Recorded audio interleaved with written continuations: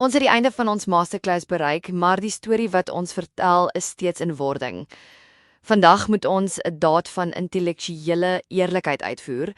Ons het 'n groot nasionale wet van 2026, maar die engine wat dit sal laat loop, naamlik opleiding, is steeds 'n oop kwessie.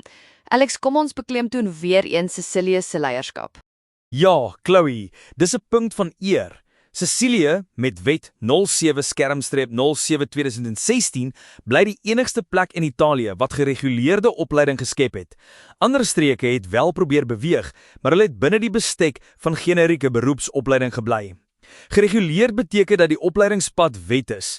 Dis 'n gepantserde standaard wat direk reageer op internasionale IDSA en IMCA vereistes. En tog, ten spyte daarvan dat hierdie regulatoriese juweel sedert 2016 bestaan, het die Italiaanse staat in die nuwe 2026 wet nog nie die Siciliaanse model eksplisiet as die enigste nasionale standaard aanvaar nie.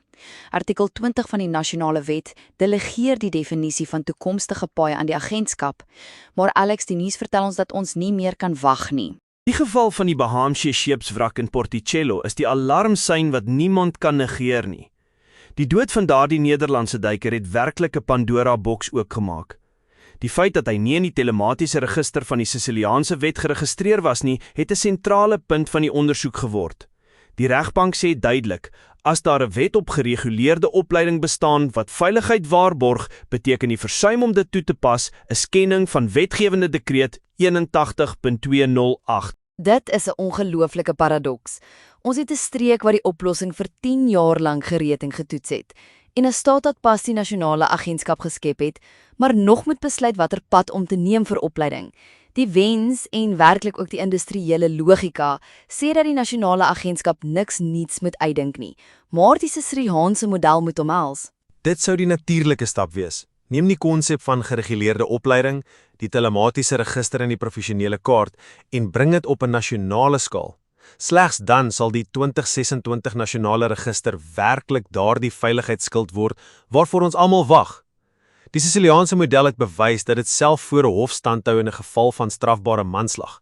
Dis die hoogste standaard wat ons het. So, laat ons hierdie reeks afsluit met 'n hoop dat die agentskap vir die veiligheid van onderwateraktiwiteite, gebore in Rome in 2026, na Palermo kyk.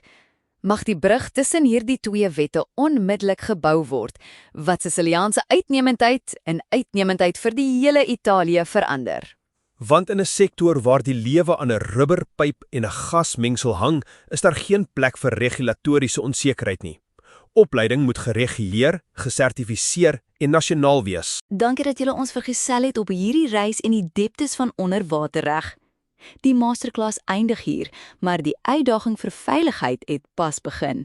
Tot die volgende duik, met die hoop om mekaar almal onder een groot vlag van onderwaterveiligheid te vind. As jy hierdie bespreking verligtend gevind het, deel die episode met iemand wat daarby kan baat vind.